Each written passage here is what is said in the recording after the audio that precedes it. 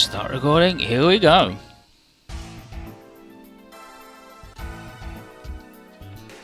So, there are two Japans in this world.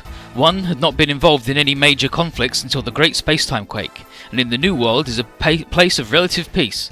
The other Japan, Britannia Union, after the Far East Uprising 7 years ago, was renamed Area 11.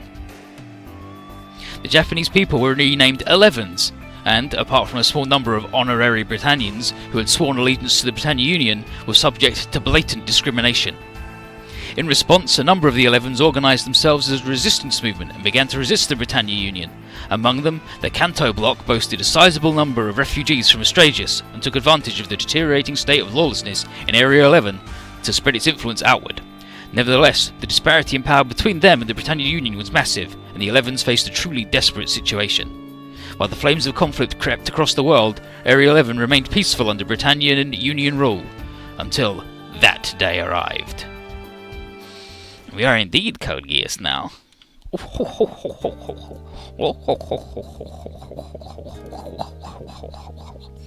So here we are at Gilgamesh Base, and here's Orochina, as we remember from the Kiriko cutscene in the previous thing. And he's placed a tracker on Kiriko, and he's traced him to the Shinjuku ghetto in Kanto.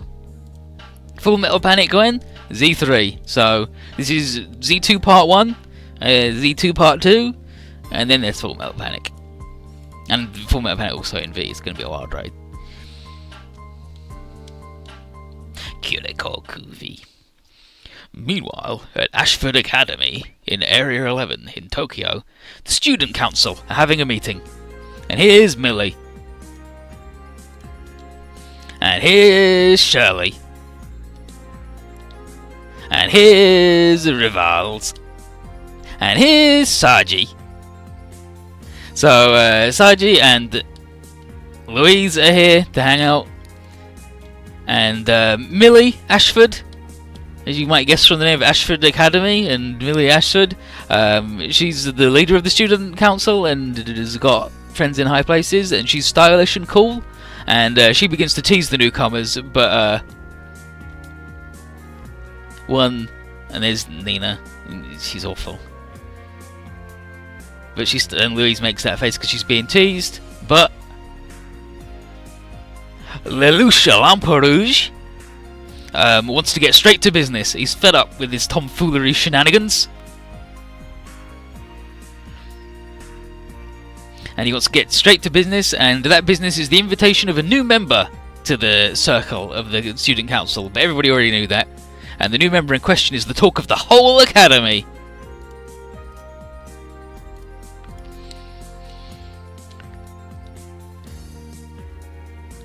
And it is, of course, Nunnally, Lelouch's sister. And she's blind and in a wheelchair. She's having a bad time. And there's a lot of names getting dropped, and not all of them are important, but you do have to remember Lelouch, Nunnally, Millie, Shirley, Rivaz doesn't matter, and Nina doesn't matter yet. Like, Millie doesn't really matter either, but she's in it a lot, so... And bringing her in is Relina Dorian. And she just moved to the academy and already picked up the nickname of Princess. Relina's surprised to have been invited to this student council as soon as she arrived. But Louise assures her that the council is actually just a bunch of friends hanging out and doing whatever, so they don't matter. They do arrange parties and stuff though, so Relina accepts. And he's like, oh yeah, I'd love to do things.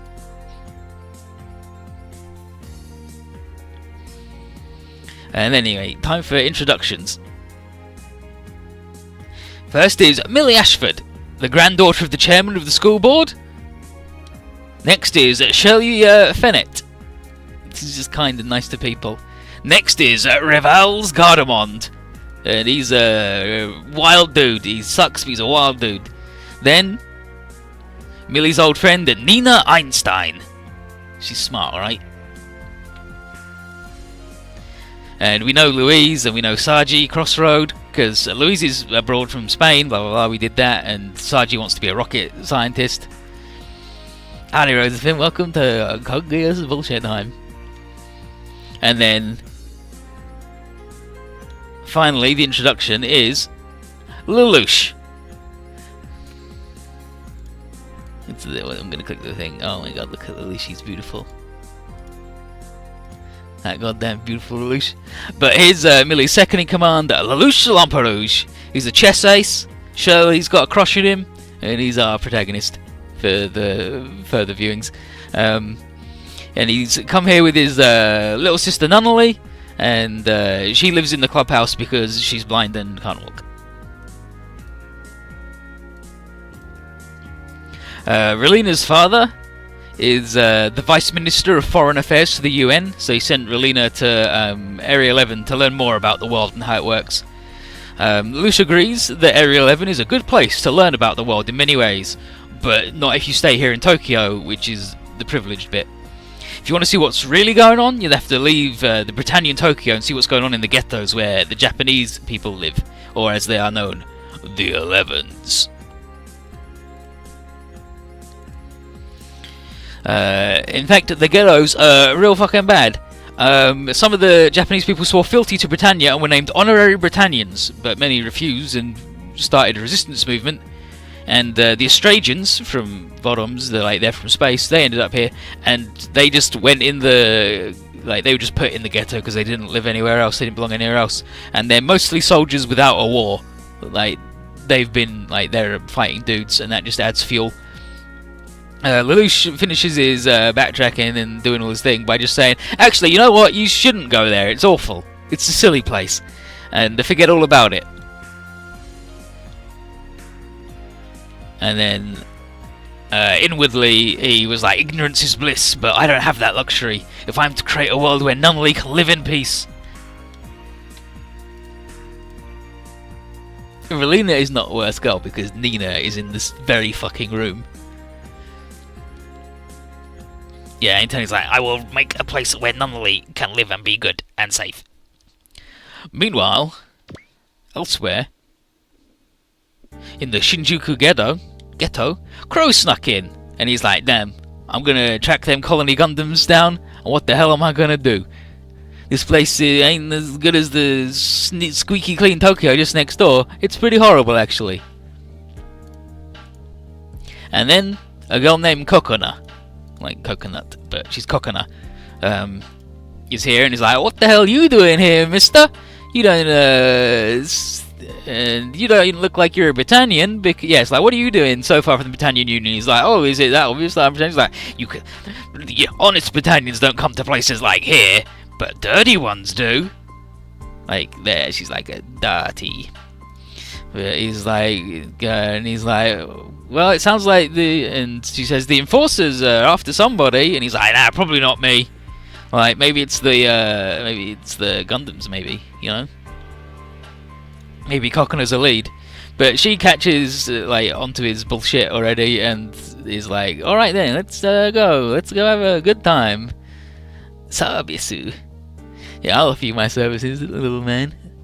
And Crow's like, sure, show me around. And she's like, you a pilot? Yeah. Yeah, so she moves on him and is like, I'll offer you my services. And he's like, no, that won't be necessary. And she's like, oh, well, I guess you're not a Britannian. Because all the seedy Britannians that come here want to fuck real bad. And she guesses that he's a pilot. And she knows the smell of a pilot because she's an Australian. Although as a film, that's fine. That's your own weird little world. But I'm not sure that anyone else lives. Well, there's probably lots of people who live in it, but I don't think any of them are based in much reality. But since he's a pilot, she starts to offer him a job. When a man named Vanilla jumps in to go, hey, he's mine. He's coming with me. And they get in an argument over who's going to sign Crow up. And Crow's like, alright everybody, chill the fuck out. When gunfire!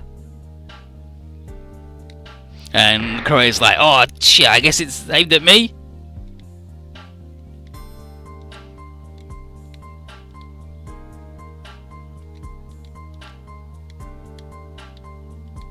And Crow like shoots back, like that second gunshot was him, I guess, and he hit the guy, but also got shot himself, just clipped a little bit. So Coconut and Vanilla are gonna take him back to Goat's place to rest up. Meanwhile, yeah, and Crow's like, I'm gonna learn all about Shinjuku, as long as I don't bleed to death. Relina has just ignored Lelouch's advice and has gone to the Shinjuku ghetto just to check it out and see how everything all is. That's this Lincoln. Yeah, it's Vanilla and Coconut, wild fucking Coconut. And then here's Hero, just fucking jumps out of nowhere. And he tells her not to touch him and to get out of the way, and then he runs off. And then Rilla's like, damn, his eyes weren't the eyes of a normal Japanese person, but they're a warrior's eyes. And then several seconds, like tens of seconds later, after he is long gone, she extends a hand and says, I'm Relina Dorian. Who are you? But he's fucking long gone. That's what people in Wing are like, they're all mad. Coconut and Vanilla manage to drag Crow back to Goat's warehouse. And Coconut tries first to, like, get Crow's shirt off. And he's like, whoa, lady, I told you not. She's like, it's to show him your wounds. And then she says, and to get something in return for my help. And he's like, no, please, no, thank you. I'm Crow Bruce, you can call me Crow. Thank you very much. And then everybody else gives their name. She's Coconut, that dude's Vanilla, and he's Goat. And he's just on his way out, actually. But Crow can make himself at home. There's some coffee in the pot. Drink it up, yum.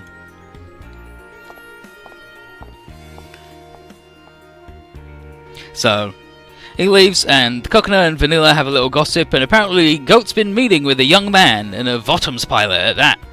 And maybe that's the guy the enforcers are after? And Crow's like, I have no idea what's going on. I've been shot.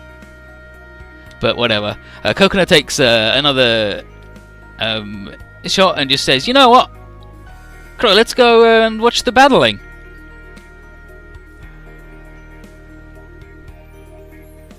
And Crow's like, battling? What the heck? What the heck? But basically it's giant robot wrestling. AT pilots are out of a job because there's no war. Just fight each other for pay like they do gladiator fights, basically. And here's a Goat talking to Kiriko, and he's got him into the battling arena. And their first battle is today. He talks about how lucky Kiriko is. He was chased by enforcers, and he stumbled into him, and didn't only get a hiding place, but also a way to earn money. And Kiriko just stares at him, ellipsising. But Kiriko's debut fight will be against the popular Area11, who operates a nightmare frame and not an armoured trooper. And his deal is being really, really angry at Britannia and taken out in the arena. But obviously, you know, it's don't worry about it. Nobody gets murdered. It's all right. And just to be sure, the fight will be strictly melee, no guns.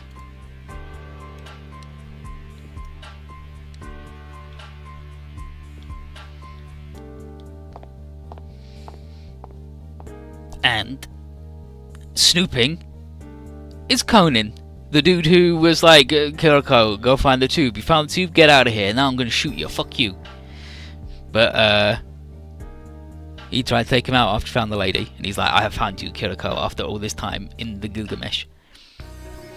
Meanwhile, Duo and Hero are just in an abandoned warehouse somewhere in the ghetto, and Duo tries to get Hero to treat him as a teammate. But Hero is just like, I'm only here as long as our missions are the same. And his mission is to free Area 11. But that's like a little bit far out there for just like two dudes to do. But Duo says it'll call it a win if they can yank Britannia's chain a little bit and just piss them off. And they talk about that guy, who's probably Crow. And Duo's like, you should probably just leave him alone because he could be useful, like more than anything else, right? And Hero's like, I want to kill him. But Duo's got another little rumour. Rumours have it that the enforcers Britannia are using to control the ghettos, the Australians, all the corrupt ones, apparently they're in cahoots with the PMC Trust, which includes the Red Shoulder Squad that broke off from the Gilgamesh forces. Thanks, Mr. Exposition. Anyway. Chapter 5. Battling. So here's Kiriko taking out his little scope dog. It sucks. And Coconut, Vanilla and Goat are in the audience, and Goat says, Kiriko's gonna be my new cash cow, I'm gonna get all the money. And Vanilla's like, well, I've got my own winner and I'm gonna win, but I can't pay Crow's price. Yeah, he's like, Crow, how much would it pay to get your contract? $980,000. He's like, but he's like, if you can't pay it, then I ain't doing it.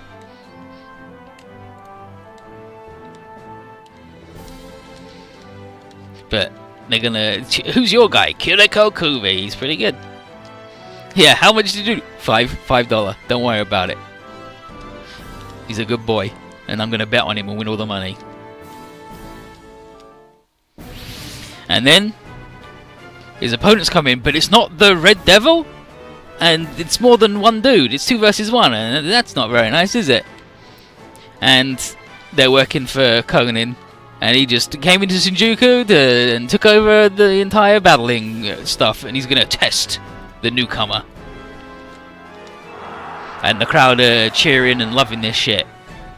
But yeah, like that conversation with Coconut going, that's not the regular dude. But he's like, wow, 2 versus 1? If this dude's good as hell yeah.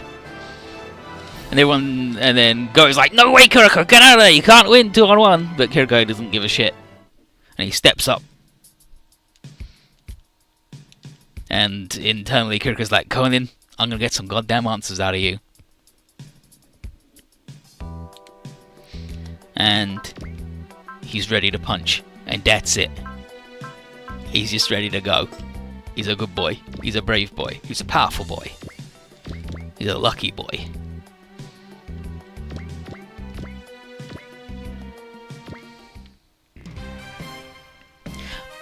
And then internally, I discovered a woman on the asteroid Rid that they called a proto-body. That day, my fate changed its course. Maybe Lieutenant Conan knows about the goal of that operation. I have to ask him. Yeah, and the Voldem's music is really good. But yeah, these guys only have range 1 melee attacks, and Kiriko's got range 2, so he wins the big stick combination attack competition. I'm gonna get you, but not just yet.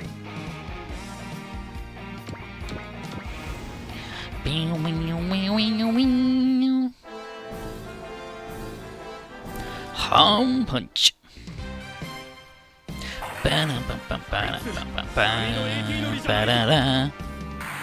This little blue fella, he's like, hell yeah, I'm gonna be the blue bomber.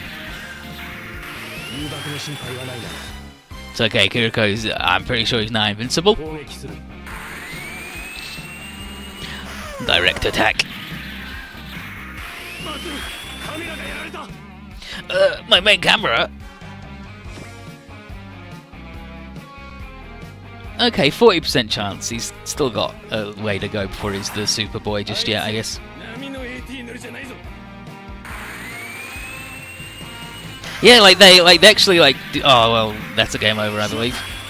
Oh no, he's good. Okay, now he's actually invincible. They have like a little thing, like they shoot. Like you can see the bullet casing, like the shell casing come flying out. They got them powered fist action. So Kiriko's gimmick is there's the skill Prevail, and he starts at level 9, which no other pilot does in the game, even Super Robot dudes. Prevail is as your health goes down, your other stats go up. Particularly your dodging and your defense and your crit rate and your accuracy, evasion, defense, and crit rate. Like your armor goes up a lot. And he also has Survivor, which is Prevail level 9 again, and it stacks. and it gives its highest bonus when you're below 10% health. And I mean, I'm pretty sure he's below 10% health right now, and he's ready to fucking go. So he should have like plus 50% evasion and all sorts of nonsense. But I will focus anyway. Yeah, the in New Vegas, those guys that have the ballistic fists, like that's just, they got rocket punch. Like they're just anime like rocket punch. They're the anime rocket punch men. Bonk. And that's a crit. And Kiriko's other skill that he had is makes his crits do way more damage. I think he does like 150% instead of 125. So he's an extremely powerful dude and has like currently has plus 90% crit.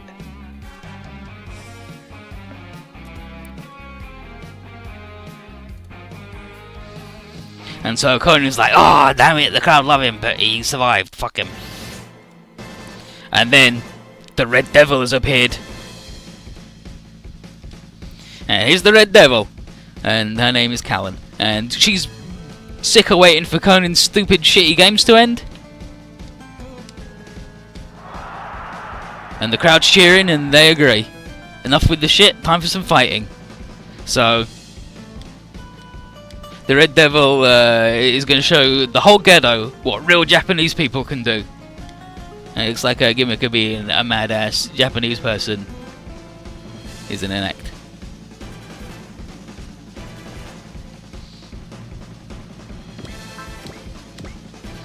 But he should be really good, and also her robot sucks. But she's really good. Callan is like one of the best pilots in the game.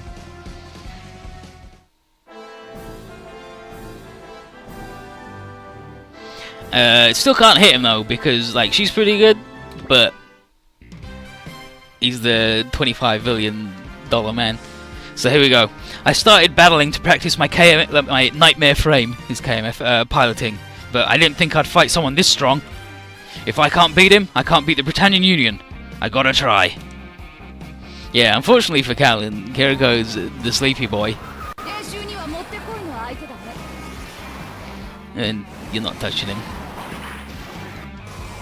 Nice moves, nice try, but no moves.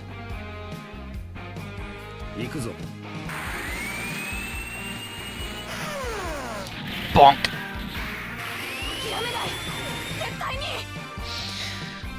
Not going down yet. Absolutely not. And I mean,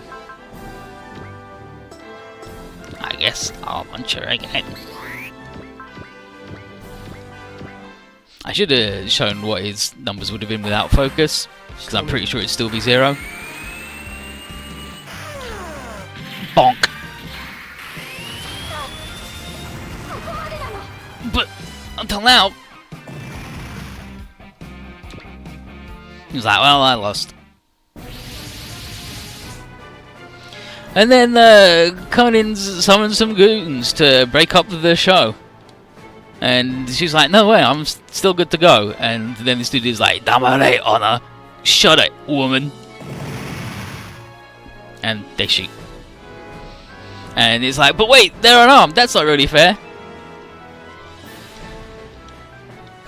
So Crow comes out in his robe and is like, alright everybody, I don't like this when it's unfair.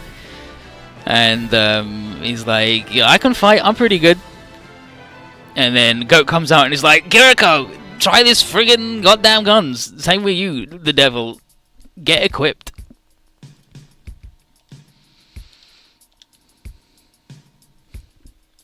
And Kiriko is also like very ready to go, but he doesn't speak, and he's like, Conan, I will get you. And it's Kiriko. He's a very powerful boy. He's fully healed now, so he's not as good as he was, unfortunately. Like, you see what his stats are now, that he's not all super boosted Mega Mondo hype. But he does have some guns, and a combo move. And here's the lady. He's got the hook that launches out a rifle, a big gun, and the melee attack. But Callan is all about the melee attacks. She does like good consistent damage and is small but extremely tanky. She's really good. She's really good. Like, she's not ultra tanky yet, but she will be. She will be.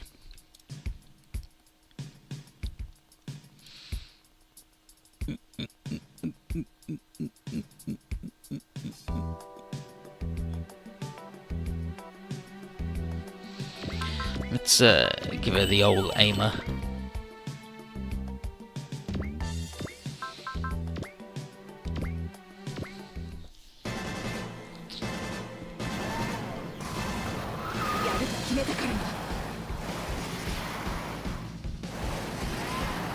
Bonk. I'm fucking dead, mate.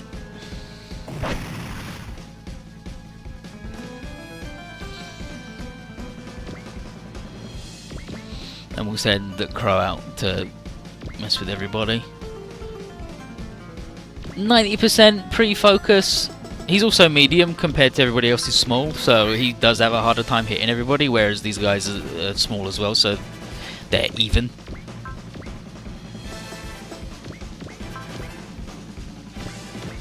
But that does also mean he does more damage. So this much noise is going to attract those enforcers patrolling the block. If those colony Gundams are in the neighbourhood, they won't be able to resist sticking their noses in. Fingers crossed!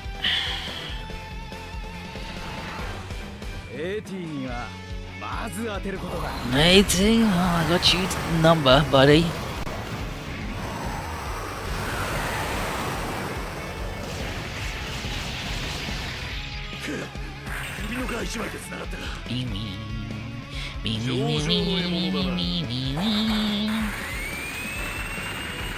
Look at this idiot.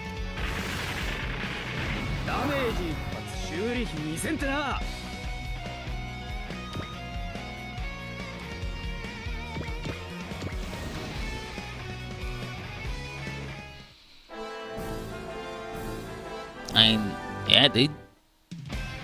Bunker's broken. Consider them broken. Nice level up where you got like your most garbage stats. Is Kiriko gonna show off his moves where he does all of the moves? This man is fancily painted Scope Dog. I like the different painted arms.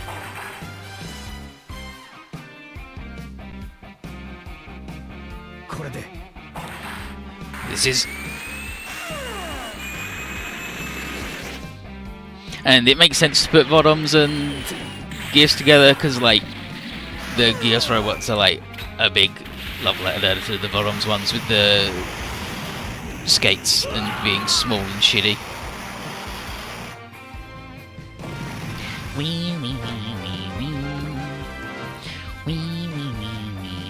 Yeah, just fucking murder this man. You could have all these little protective roll bars and shit.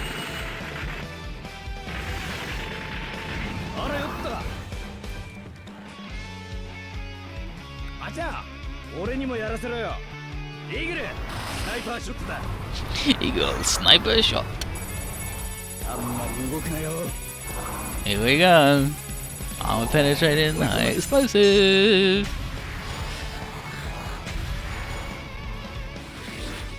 Bonk.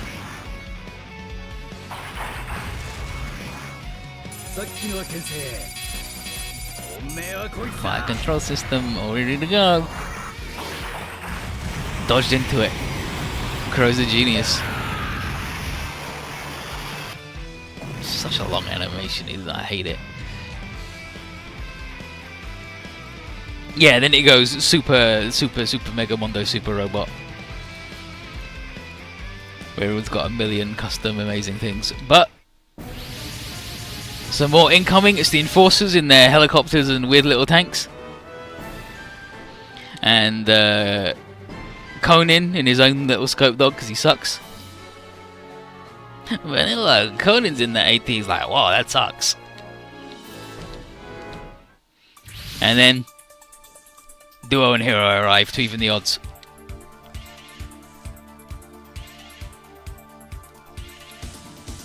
Target. Lock.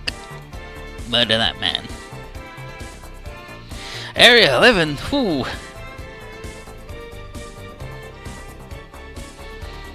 And he's like, oh, we're just here to, like, mess up all the Britannian Union, ruin their lives, so see ya.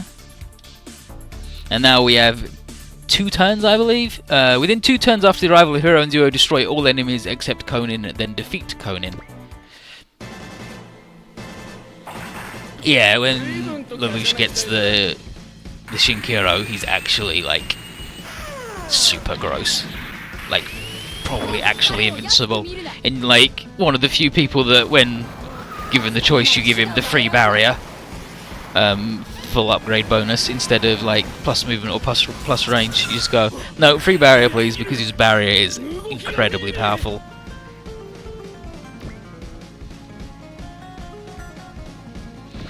Heavy machine gun.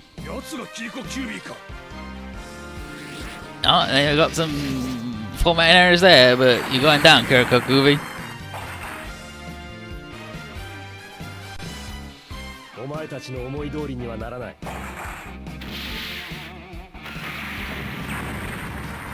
Holy Snowcon, how you doing? They really messed up the formatting on that dude's garbage, didn't they?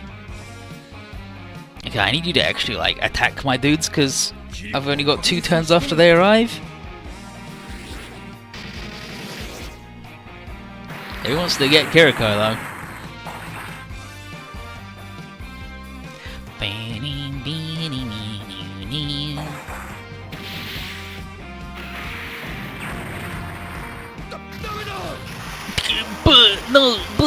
But I'm in a helicopter and also the police, and now I'm dead.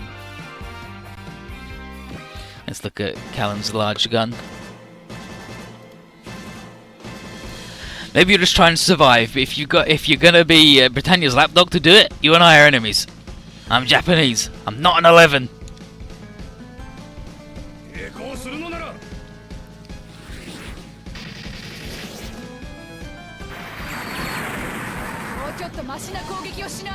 I'll do better than that.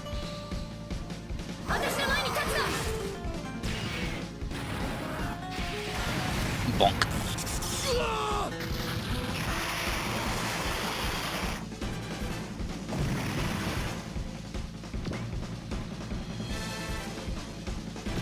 Bunker, very good. It's a combat helicopter. Curse the lot of you. Damn you all. What a garbage little helicopter.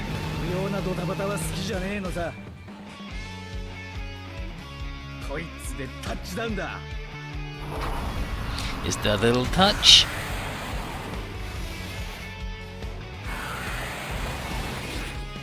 Bonk, just slams the shield the size of that fucking helicopter into it.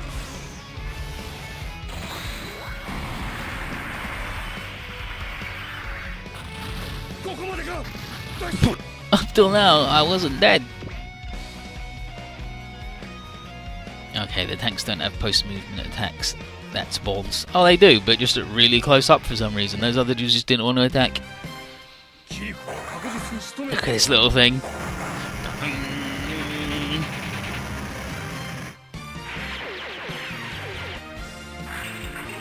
Full, he's more powerful than ever before. Apart from that time when he was the most powerful he could be.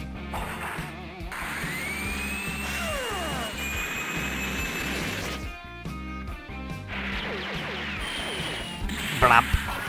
Blamp, blamp. Got him.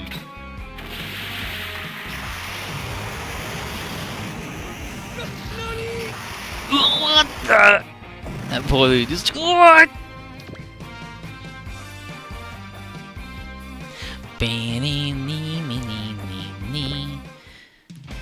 And I got to take out Conan last, so I'm glad I didn't kill him, because I got to kill everybody else and then him. But he should be like roasty. Yeah, he's roasty. All right then. All right.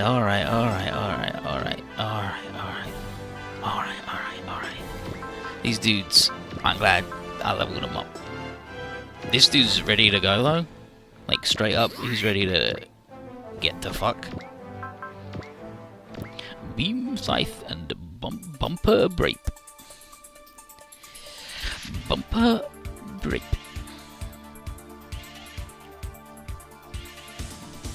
Okay, the enforcers are just Britannia's hired goons. But if we rough them up, Britannia's own forces will come out. And that's when the real job begins. You get him, Dio.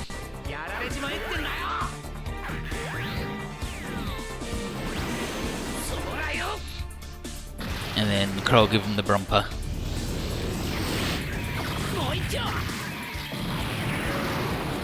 Yeah, just completely destroy that man with your powerful maneuvers.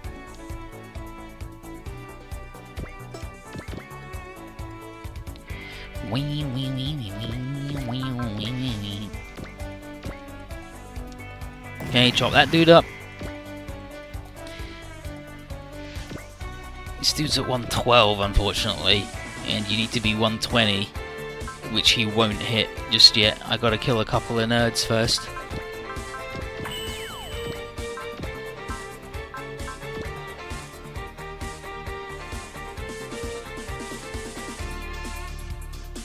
Okay, let's kill that dude.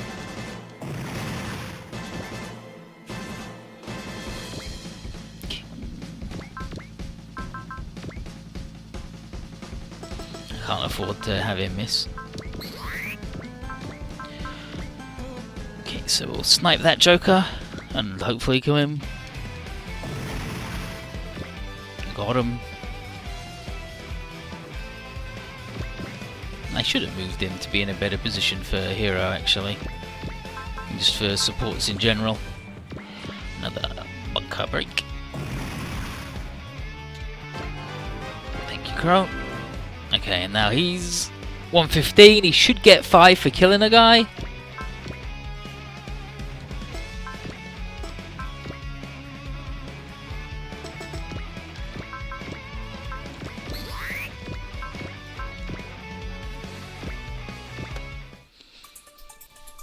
Give him the old lock on, Hero. Hero, Yui.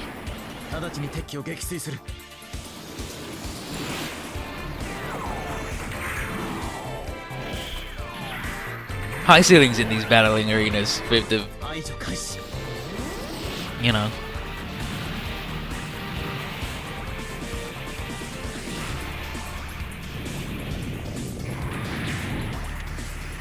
Just murdered that poor helicopter man, just completely trashed him.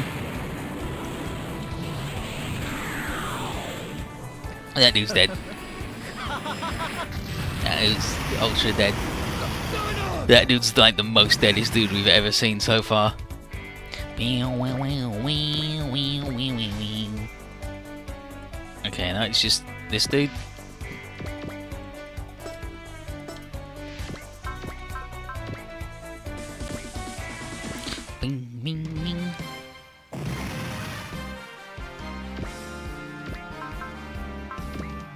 Just that dude left. Right, yeah, it's all the people left. There's nobody else left in this weird little arena. Alright then.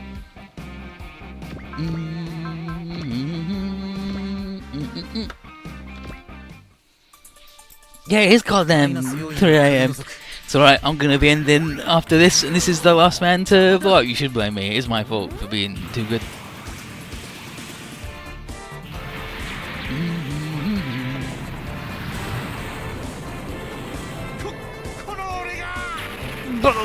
I'm dead, Kororiga. But I am. Okay, if Kiriko had attacked that man, then Corin would have been Sergeant Major Kiriko. You followed me all the way here? And he's like, so it is you, Lieutenant Conan. Tell me, what was behind that operation? No need for you to know, because you're gonna die. But then he didn't. Damn, you got work at 9 AM? Damn. Damn.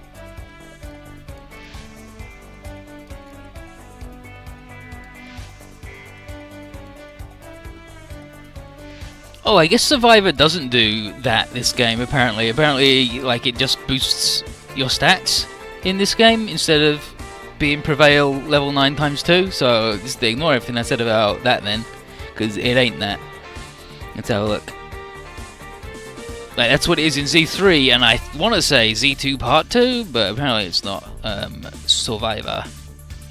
When HP is below 10%, plus 30 to hit and evade, and plus 20 to melee, range, defense, and skill functions when it. Okay, yeah. So in this game, it gives you a boost to your stats equivalent to like that boost of garbage, but also melee and ranged, but only when below 10%. I have to see if it's that in Z2.1. Yeah, it's Saturday. It's Saturday. You can do whatever you want Saturday. You can stay up as late as you like. Let's see if they change. Like, I would have doubted they'd change it for Z2 Part 2. Okay, it's the same. Okay, then is it Z3? Like, it's gotta be the Z3, isn't that right? Gotta be the Z3. It's gotta be the Z3. Z3. Alright, it would be nice if you had the Z3. G-Goku. G-Goku. I'm just taking the thing.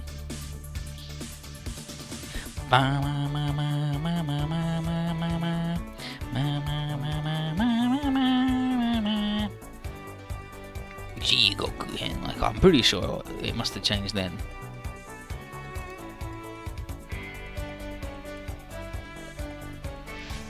You know, it's still Saturday until you go to bed. Tomorrow doesn't come then.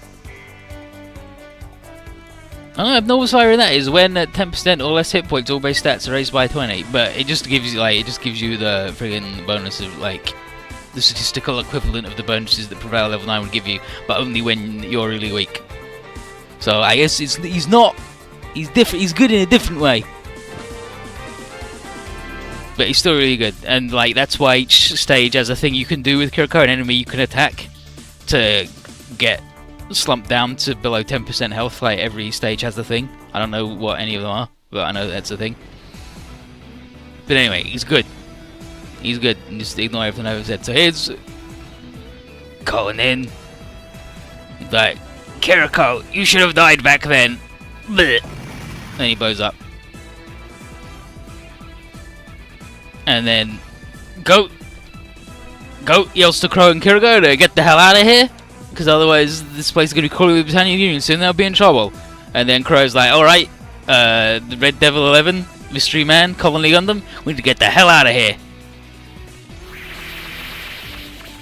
And Kiriko internally wonders what the hell is going on. Conan followed him, what's so important about the events at Lid that happened. And then Goat. Come on, show me Goat. Oh, alright, yeah, so he's giving us his nonsense noir thing where he's like, it's confusing, it's tumultuous. We did the battling thing. See you, you have a good one. I'll see you next time, hopefully. So Goat leads everybody to a warehouse outside their radar, and it's where he stores his weapons, and he's now going to be storing the Gundams for a little bit. Callan's joined in too, and she's brought some friends to watch her back.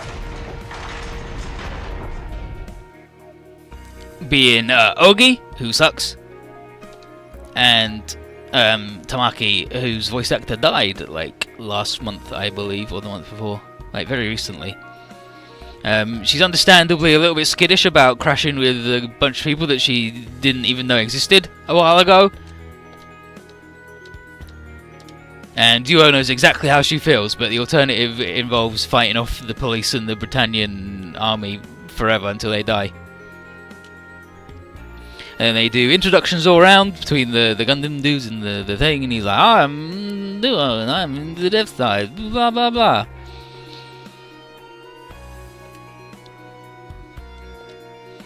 And he's like, so what's the other Gundam pilot? He's like, oh, he's Hero, you ignore him, he's a stone-faced dude who sucks. Hero, we. And so Ogi's like, wow, so like that's the dude from the colony, the big peace man who's amazing.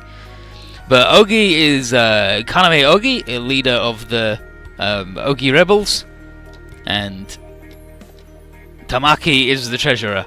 And in the more like small world, after all, Tamaki's been buying some of the group's weapons from Vanilla. And Tamaki was like, wait. So Vanilla's like, wait, you're actually fighting with that Red Devil? Holy moly. And that's the extent of Kiriko's introductions, where he just goes, Kiriko, like, and who are you? What's your story? When everyone's like, oh yeah, I'm from college, he just goes, Kiriko Kuvi. That's it. He's a man of not very many words. And then Coconut and Vanilla go back to arguing about who gets to manage Kiriko in the ring and get all the money. And Kiriko cares so much about who's going to manage him that he goes into power save mode. And he shuts his eyes. Looks like he's asleep. And Duo's like, damn, I thought I had it bad with just Hero, but now, yowza. Hoagie gets a pretty good life. I don't know about that because of all of the circumstances surrounding that. Like, all of them. But Duo explains his mission to the Resistance and how it's gonna fight the Britannians, and he's under no illusions that he can win with just Death Scythe all by itself, but he's definitely gonna throw Britannia off balance. Remember the no spoiler rule. But if the surface side balance of power breaks down, then that means the colonies can move to take advantage of it. So for now, he's with Hero and the Resistance too, in that they want to upset the bullshit Britannian people. So he's going to help out Ogie's group.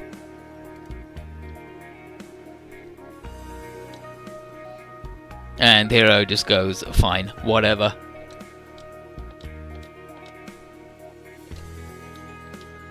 Yeah, Hero, you in? Fine, whatever. Alright, well, that's the okay then.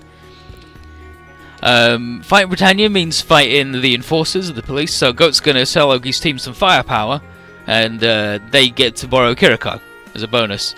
And they're like, shouldn't we ask that dude himself? And he's like, nah, don't worry about it. AT pilots can only live on the battlefield anyway. And Kiriko opens his eyes, and they're like, oh, I guess that means yes. And then he says, if you're going to oppose the enforcers, I'm in. Good boy. And then Kurai's like, well, I guess I'm in too. Because he's got a... But he's got a price on his head and nowhere else to go. But first, he's got to get paid. And how much do you want paying? $980,000. Wait, what? I'm like, are you kidding?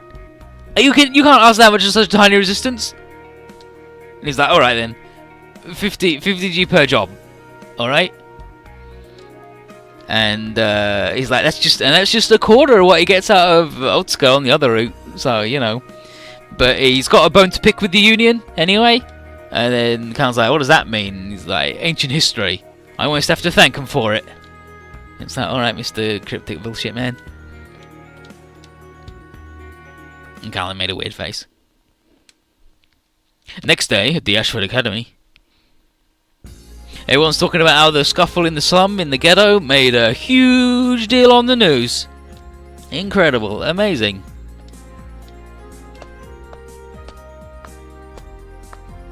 Relina arrives and Shirley asks Relina where she went after the meeting yesterday, and Relina just says, oh, I was just doing something for my dad, which is a lie because she went into the ghetto. And she says, oh good, I thought Lulu put some crazy idea in your head to go to the ghetto. And yep. But she's heard the news too, and she's wondering if the weird, and then internally she's like, is a weird boy I saw connected to the thing? And then Lelouch, who puts crazy ideas into people's heads as a rule, continues to do so by saying how the world is about to change in many ways.